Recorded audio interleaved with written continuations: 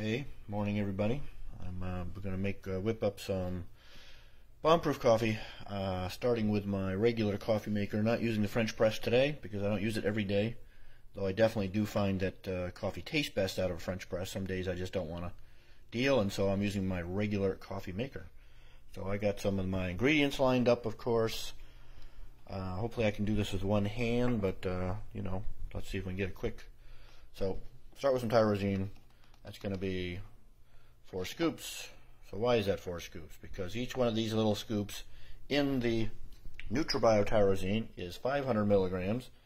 The recipe calls for 2 grams of tyrosine.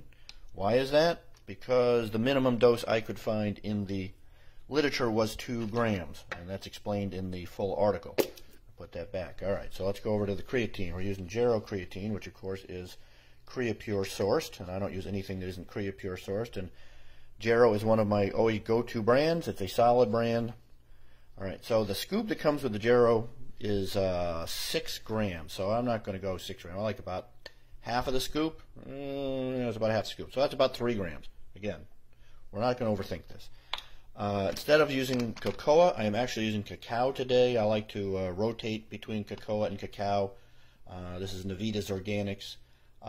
There's really not a lot of literature out there of the difference between cocoa and cacao, and most of the data is on cocoa, but I like to rotate them for different tastes, and I'm still sort of experimenting, and as data comes in as far as the difference between them.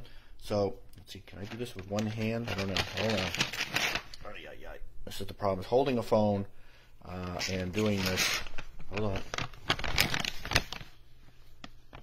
There we go. So basically a level teaspoon. Can you see that? Yes, a nice flat level teaspoon is about what you want to put in there for that.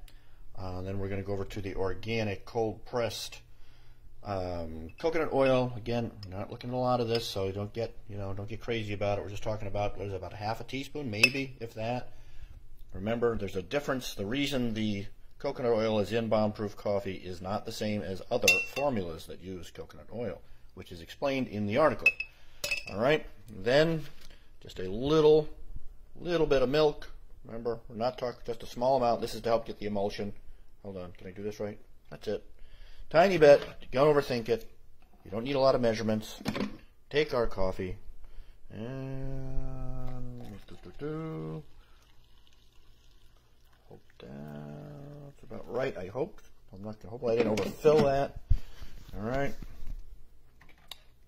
We take our whisker. Gotta have a whisker, people. To make proper bomb-proof coffee, you need to have the whisker.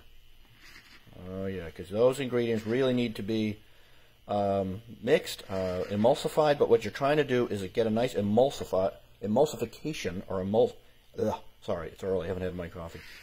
All right, let's see if we got this. So what you're trying to get, of course, is a nice topper like that, where the ingredients and the that came out just right. Oh, isn't that beautiful? So what you're trying to, of course, get is an emulsion. An emulsion, of course, is using the lipids from the coconut oil and a little bit of that milk to form that emulsion. And I believe those ingredients, some of those ingredients will benefit from being emulsified. And, of course, it just tastes really, really good. So I will place the article as to why those ingredients are in there, and for explanation before people ask underneath this video. And I'm going to drink me some coffee now.